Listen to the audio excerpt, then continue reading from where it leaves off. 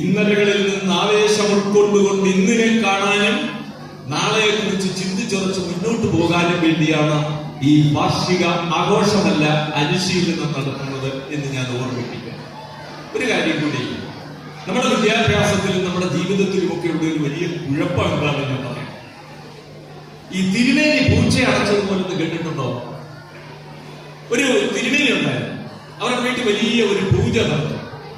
ആ പൂജ നടക്കുമ്പോ ആ വീട്ടിലെ പൂച്ചയെ കൊണ്ടുവന്ന് ഒരിടത്ത് അടച്ചു വെച്ച് പൂജയൊക്കെ ആരംഭിക്കുക. അങ്ങനെ പൂജയൊക്കെ ആരംഭിച്ചിട്ട് എല്ലാം കഴിഞ്ഞ് പൂച്ച തുറന്നു. കുറേ കാലം കഴിഞ്ഞു തിരുമേനി അങ്ങ് മരിച്ചു കഴിഞ്ഞ് മകൻ തിരുമേനി ഈ പൂജയൊക്കെ നടത്താൻ തുടങ്ങി. അങ്ങനെ പൂജ നടത്തിക്കൊണ്ടിരിക്കുമ്പോൾ പൂച്ച ചത്തുപോയി. പൂച്ച ചത്തപ്പോ ഈ മകൻ പൂജാ സമയത്ത് അടുത്ത വീട്ടിൽ നിന്ന് ഒരു പൂച്ചയെ കൊണ്ടുവന്ന് അവിടെ അടച്ചു വെച്ചിട്ട് പൂജ നടത്തി. കുറെ കാലത്തിന് ശേഷം അച്ഛൻ്റെ അനിയൻ തിരുമേനി പൂജ കാണാൻ വന്നു. പൂജയൊക്കെ കഴിഞ്ഞ് എല്ലാം മംഗളമായി. പൂജയൊക്കെ കഴിഞ്ഞപ്പോ ചോദിച്ചു, നീ എന്തിനാ ഈ പൂച്ചയെ അടച്ചു വെച്ചത് എന്ന് ചോദിച്ചു. വളരെ ആവേശത്തോടെ തിരുമേനി പറഞ്ഞു, മകൻ തിരുമേനി പറഞ്ഞു, എന്റെ അച്ഛന്റെ കാലത്ത് തുടങ്ങിയ ആചാരമാണ്, ഞാൻ ഇതുവരെ തെറ്റിച്ചിട്ടില്ല, ഇപ്പോഴും അത് ചെയ്യുന്നു എന്ന് ആവേശത്തോടെ പറഞ്ഞു. അപ്പോ ഈ കൊച്ചച്ഛൻ തിരുമേനി പറഞ്ഞത്, നിന്റെ അച്ഛൻ ഈ പൂച്ചയെ അടച്ചു വെച്ചത് പൂച്ച പൂജാ സമയത്ത് എണ്ണ കുടിക്കാതിരിക്കാനോ. നീ എന്തിനാ ഈ പൂച്ചയെ അടച്ചത്? അപ്പൊ നമുക്കൊരു യുക്തിചിന്തയില്ല.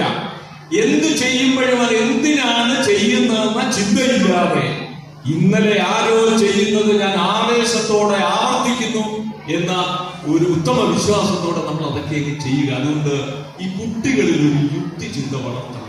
പഠിപ്പിക്കുന്ന അധ്യാപകരോടായിട്ട് ഞാൻ പറയുന്നു, എന്ത് പഠിപ്പിക്കുമ്പോഴും ഞാൻ ആ റിപ്പോർട്ട് കേട്ടു, നന്നായി പ്രസന്റ് ചെയ്തിട്ടുണ്ട്, വളരെ നന്നായി പ്രസന്റ് ചെയ്തിട്ടുണ്ട്. അപ്പോ ഇവിടുത്തെ അധ്യാപകർ നന്നായി പ്രവർത്തിക്കുന്നു എന്നുള്ളതിന്റെ തെളിവാണ് റിപ്പോർട്ട്. എന്താണ് പഠിപ്പിക്കുന്നത്, എന്തിനാണ് പഠിപ്പിക്കുന്നത് എന്ന് കൃത്യമായി കുട്ടികളെ ബോധ്യപ്പെടുത്തും. അപ്പൊ എന്താണെന്നും അത് എന്തിനാണെന്നും ഈ യുക്തിചിന്ത വളർത്തിയെടുക്കുന്നതിന്റെ ഒരു ഘട്ടമാണ് ഞാൻ പറഞ്ഞത്. എന്തിനാണെന്നും അവരെ ബോധ്യപ്പെടുത്തിയിട്ടേ എന്തും പഠിപ്പിക്കാവൂ എന്നതാണ് പ്രത്യേകത. പിന്നെ അടുത്ത ഒരു കാര്യം ഈ കുട്ടികളോടായിട്ട് പറയാനുള്ളത് രക്ഷിതാക്കളോട് കൂടിയാണ്. ഞാൻ പറയുമ്പോൾ എന്നെ അടിക്കാനൊന്നും കരുത്. കുട്ടികളിൽ പ്രണയം വളർത്താം. ഇച്ചിരി ദേഷ്യം വരുന്നുണ്ട് നിങ്ങൾക്ക്, ഇയാൾക്ക് എന്തോത്തിന്റെ കുഴപ്പമാവില്ലയോ? ഞാനൊരു ഉദാഹരണം പറയാം. ഞാൻ പറഞ്ഞ പ്രണയം പ്രേമമല്ല. ഞാൻ പറഞ്ഞ പ്രണയം അതിനെ കമ്പാഷനേറ്റ് ലവ് എന്നാണ് ഇംഗ്ലീഷിൽ പറയുന്നത്. Compassionate love. ഞാൻ ഒരു ഉദാഹരണം പറയാം. എനിക്ക് നിരന്തരമായി പത്തനാപുരം മൗണ്ട് ആബൂർ സ്കൂളുമായി ബന്ധപ്പെട്ടാണ്. ഞാൻ അവിടെ ചെല്ലുമ്പോ വൈകിട്ട് 4 മണിക്ക് ഒരു 50 ചെറുപ്പക്കാർ ഗ്രൗണ്ടിൽ ഫുട്ബോൾ കളിക്കാൻ വരും. ഒരു 10-15 അച്ഛന്മാരും വരും. കുറെ ദിവസം കഴിഞ്ഞപ്പോ എനിക്കൊരു സംശയം, ഈ അച്ഛന്മാരും ഫുട്ബോളുമായിട്ടുള്ള ബന്ധം എന്താന്ന്. ഞാൻ ഒരു അച്ഛൻ്റെ അടുത്തുകൂടി ചോദിച്ചു, അച്ഛോ ഈ ഫുട്ബോളും അച്ഛന്മാരുമായിട്ടുള്ള ബന്ധം എന്താ എന്ന് ചോദിച്ചു. പറഞ്ഞ മറുപടി എന്താന്ന് നിങ്ങൾക്ക് അറിയാമോ? ഞെട്ടിക്കുന്ന മറുപടിയാണ് കിട്ടിയത്. ഈ നിൽക്കുന്ന 50 പേരും കഞ്ചാവ് കച്ചവടക്കാരാണ്. അവര് കഞ്ചാവ് ഉപയോഗിക്കുന്നവരും കച്ചവടം ചെയ്യുന്നവരുമാണ്. ഞങ്ങൾ ഇടപെട്ട് വൈകുന്നേരം 4 മണി മുതൽ 7 മണി വരെ അവരെ ഫുട്ബോൾ കളിപ്പിക്കാൻ തീരുമാനിച്ചു. ഈ സ്കൂളിന്റെ പരിസരം ഇപ്പൊ കഞ്ചാവ് മുക്തമാണ്. അവർക്കൊരു സ്പോർട്സ്മാൻ സ്പിരിറ്റ് ഉണ്ടായി ഫുട്ബോൾ കളിക്കാൻ. ആ ഫുട്ബോൾ കളിക്കാനുള്ള സ്പോർട്സ്മാൻ സ്പിരിറ്റ് ഉണ്ടായപ്പോ അവരുടെ ശ്രദ്ധ അതിലേക്ക് മാറി.